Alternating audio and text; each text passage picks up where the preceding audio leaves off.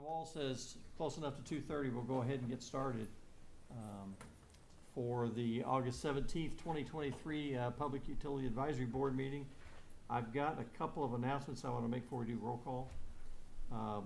You can see we're a little bit different. Don't adjust your screen. We did flip the room just because of some issues with the system. The building's had some type of a surge or a lightning strike. Equipment isn't working in here as well. The microphones we have, they'll be picked up on the streaming system, but inside this room they won't work, so just talk louder, and we'll just try to make that work to the best of our ability. Steve McLucky is calling in by cell. He's out of town, so he's on my cell now. Hopefully that connection stays. And then that's the two items, I guess, really, we had to announce. So if you'll go ahead and do roll call. Here. Anthony Germino. Here. Steve McLucky. Here. Does vote right? Here. Okay. We'll go on down to reports now. The first one's finance and admin. Questions on the utility financial reports? I'll just briefly go over, we had a preliminary, or we'll say unaudited, June 30th financial report. Obviously, as part of the audit process and year-end process, there are entries that happen, both cleanup entries, things that we find need to be adjusted as we review our financials year-end, and also governmental and other audit entries that are required by governmental accounting standards or other accounting standards that are just annual type entries. So these financials will look different than your audited financials that eventually get released typically in December. So I think we talked a little bit about audit entries in the past, and as we get closer, we can discuss those more if you have questions. Just in general, I'll go each division. Power and light, from a revenue standpoint, connection charges were under budget. All other revenue was better than budgeted, so that looked good. Expenses, other services and supplies line items were over budget, and the total expenses were over budget. Mostly that is encumbrances that are now rolling into fiscal year 24. So they show up as a current expense, but they are still rolling over. Water, all revenue is better than budgeted. The expenses, supplies are over budget, but overall expenses are well within their budgeted amounts. And then sanitary sewer revenue, the penalties are under budget. I think that's because the budget for penalties has not changed since 2020. Probably needs to be adjusted in the future to something that's more of an average collection. Looked to me today as I looked at it, around 130,000 seems to be a pretty average number of what has been collected historically. So the budget's a little high in there. Expenses, nothing material that is over budget. Overall, well within budget. So I don't know if you guys have any specific questions, but feel free to let me know. Any questions on the finances as presented? Okay, thank you. Next item on the agenda is municipal services, and talking about the consolidation of municipal services with the water department, and that was requested by Mr. Talcott. So, good afternoon. I'm not sure what exact questions you have. I'm happy to answer them, but basically the premise of the merger was simply that it is the most common model in other cities, and when both utilities are public, that they are a single department. Kansas City, Columbia, Springfield, Lee Summit, Blue Springs, North Kansas City, Grandview, Gladstone, they all operate that way. Typically that is because they're two sides of the same coin, right? The processes are the same, and basically citywide we're trying to co-locate tasks that are the same process. And so whether we're digging a sewer repair or a water leak, it's the same equipment, it's similar inventory items to repair the pipe itself.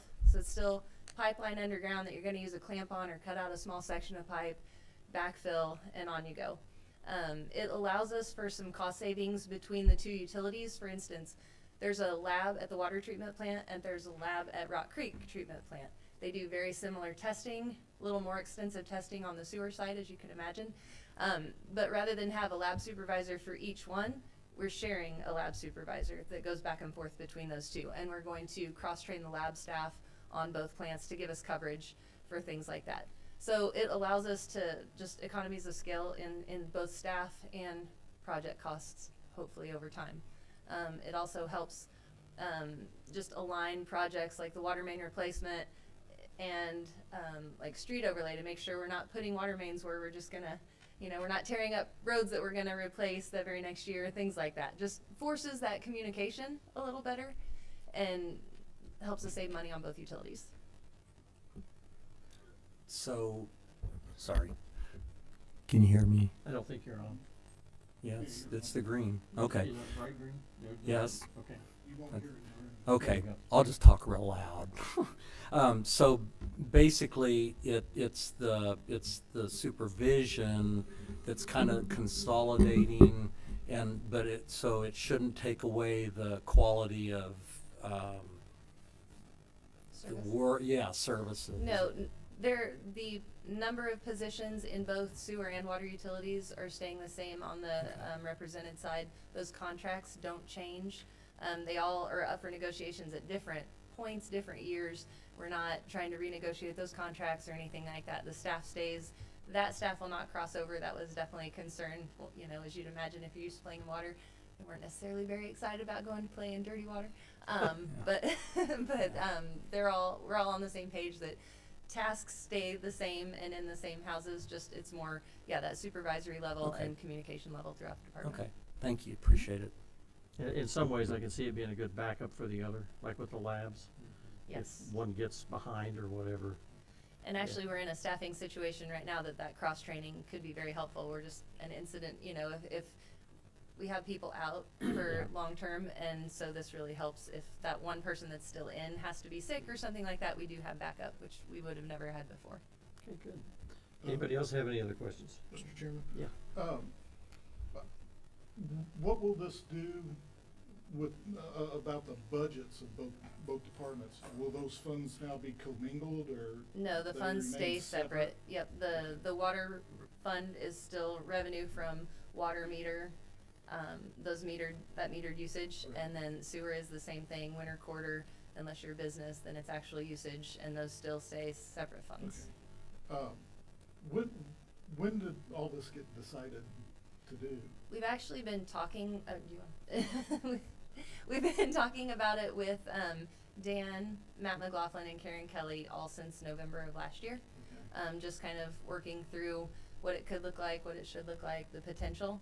And then with Dan's retirement, it was really the time it made sense to go ahead and go forward. I was just surprised that we learned about this in an email after the fact, and I was a little disappointed in that. That seemed to be something that we needed to know about, that it was being discussed, or, so, I don't have an issue with it. I think it's a good idea.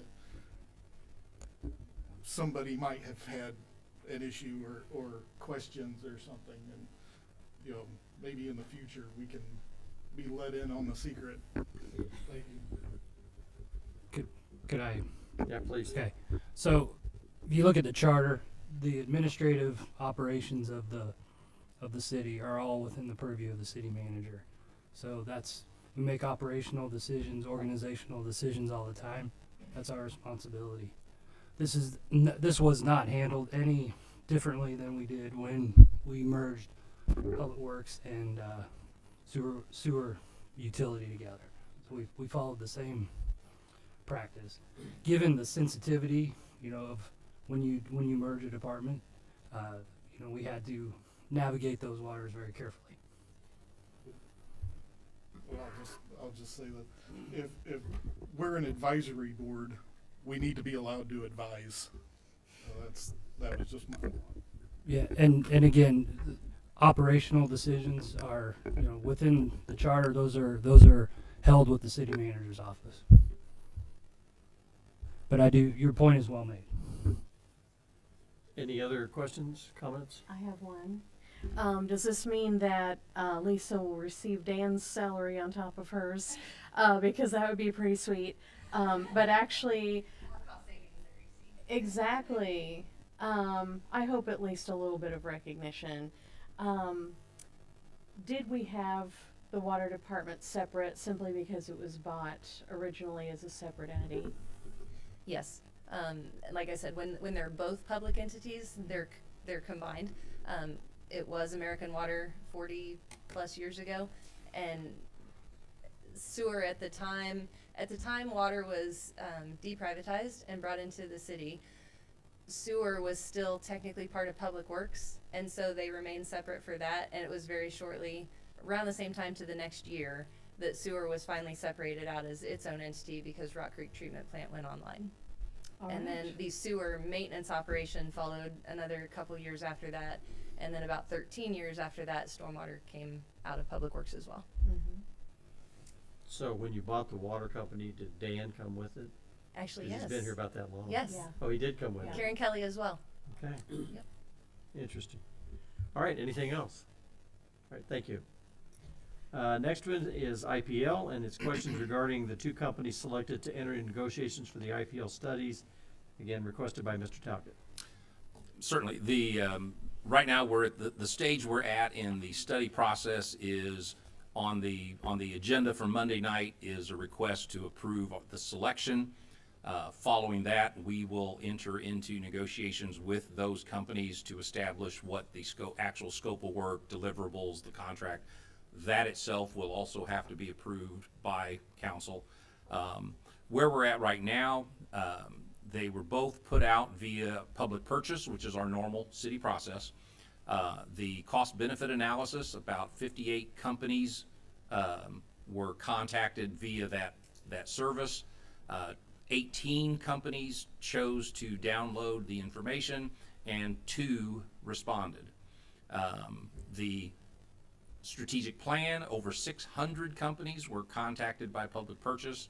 25 chose to download the information and 2 responded. Out of those 4 responses, we had a total of 3 companies. 1 company submitted for both.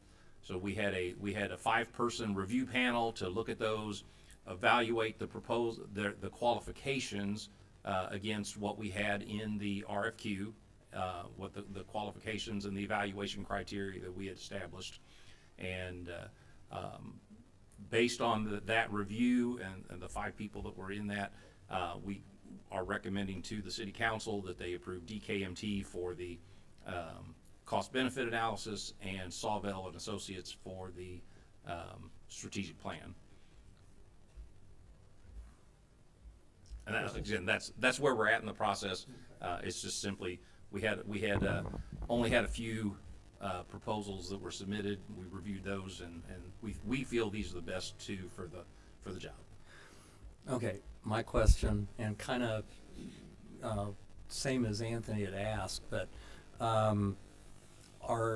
is PUAB, are they and why are they not, or whatever, being included in the process, at least to be discussed with, or kind of let in on how things, the whole choosing and all that, and what the requirements are, that kind of thing. Well, again, we followed the city's procurement process on how we do request for qualifications versus a request for quote, request for bid, request for proposals. All those are slightly different. The proposals were put out publicly last month, or over a month ago. We had a month about a month for the companies to respond. We don't reveal the detail. We don't reveal who is in those evaluation committees, and we don't reveal the internal discussions of those committees. So all you would have gotten was the recommendation from the committee. I mean, that's how the process works. Okay. So once they do their studies, will that come through? As we work out the details of the scope of work, the deliverables, what the objectives are, certainly we can keep the PUAB informed of that. That'd be great. Now, how the timeline's going to flow in order to make sure we hit the gates that we need for city council meetings, but we'll work through that. Thanks. Anything else? No. Anything else for anybody else on those? Okay. Mr. Chairman, I've got a question. Okay, go ahead, Steve. I'm wondering how we determine the amount that we would pay for these studies, and the reason I ask is I heard the numbers of all the companies that downloaded the information, and then only 2 responded, and I wonder if the low amount that we're paying may have influenced some companies to say, well, it would take more than that, and we're just not gonna get involved. I can answer that. There were no numbers discussed with in the submission of the proposals. What you see on the city council agenda is simply a guess on our part in order to create we have to create a requisition in order to turn that into a purchase order. That's simply our guess up front until we actually work out the terms and the scope and how much actual work is going to be involved. When it comes time to make the contract, then you'll actually see a purchase order with a real number. The $100,000, $200,000 that we put in that's on the initial requisition, that's a placeholder. Okay, that's really helpful. So just a little follow-up. Do you have any, probably a guess on your part, but any insight into why most of the companies chose not to get involved? I wouldn't want to speculate.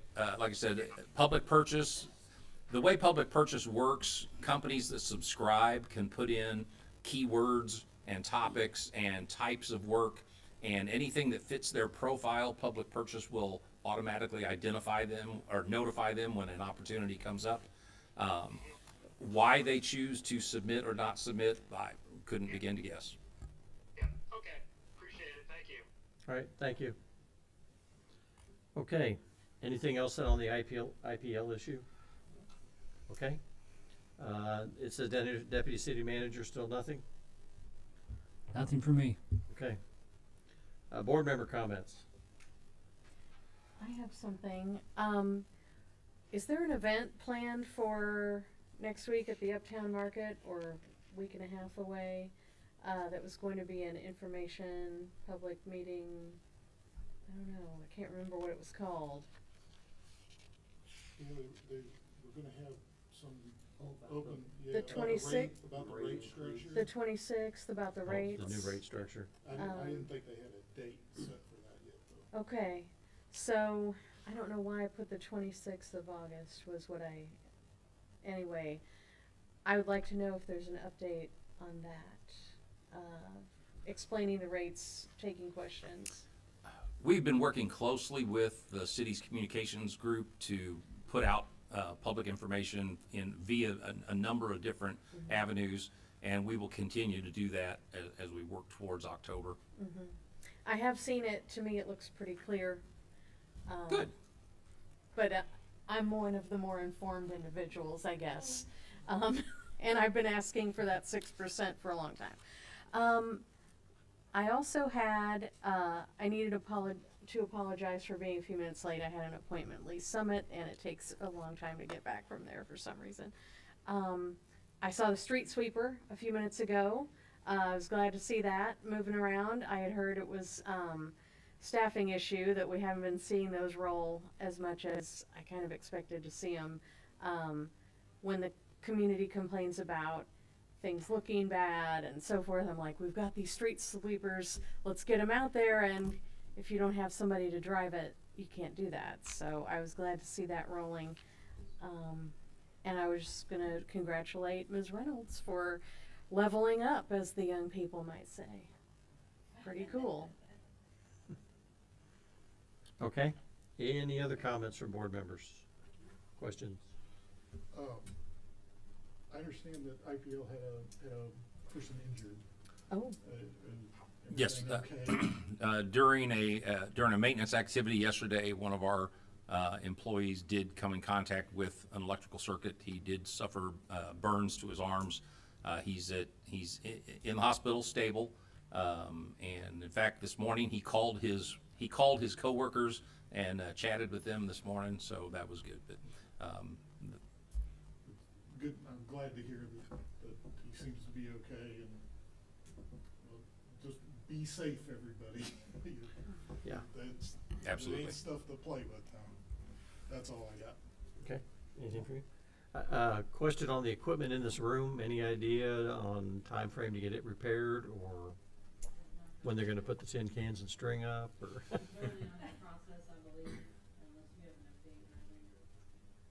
Any idea of the timeframe of when? I don't, I know the city council just approved, tech for it. Yeah, how about, I'll get a good timeline and then send it to the board separately and let Yeah, you know I was just kinda what the curious 'cause expectations are. I Okay, know does that the- sound okay? Charter Review Group uses this room too, and we've Yeah. been moved to City Hall now for the next few meetings just Yeah. because of it, so I didn't know. Yeah, we couldn't move this meeting because we have municipal court there. Yeah. So hopefully this works okay for right now. But I'll get you a timeline. Okay. All right. Any other questions, comments, concerns? Okay. Yes. Mr. Chairman, I'll just say that I appreciate, especially with the equipment problems in the room, I appreciate everybody putting up with me calling in on a cell phone. This is very good, helpful for me. Well, yeah, I think it works well on phone. I'm just glad it's not a video call because you're up in the mountains. It's hard telling what you're wearing. Yeah. It's raining up here, so.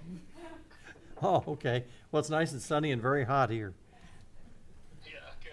Okay. Okay, our next meeting is September 21st, 2023. Same location unless you hear different. So, thanks, everybody. thank you. Mr. Chairman, I think that's a Thanks. record meeting. Thanks, Steve. Yeah.